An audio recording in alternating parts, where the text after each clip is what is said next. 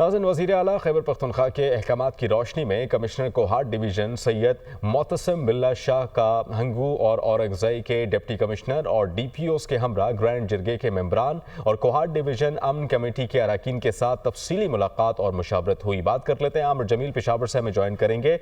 आमिर, बताइएगा इस मुलाकात और मुशावरत में क्या बात हुई?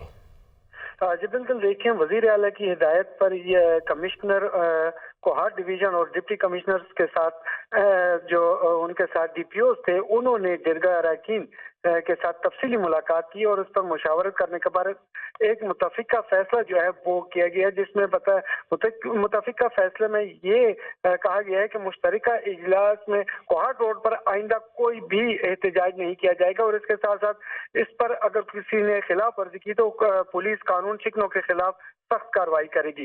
इसी तरीके से कुरम के मसले पर हंगू, कोहाट और औरंगज़ई में किसी किस्म के जलसे या जुलूस नहीं होंगे, ये भी मुतफिका फैसले में कहा गया है। और इसके साथ साथ मुतफिका फैसले में ये भी फैसला कर लिया गया है कि ग्रैंड जिरगा कुरम के दोनों फरीकों से राब्ते में रहेगा और जंगबंदी की खिलाफ वर्जी नहीं की जाएगी।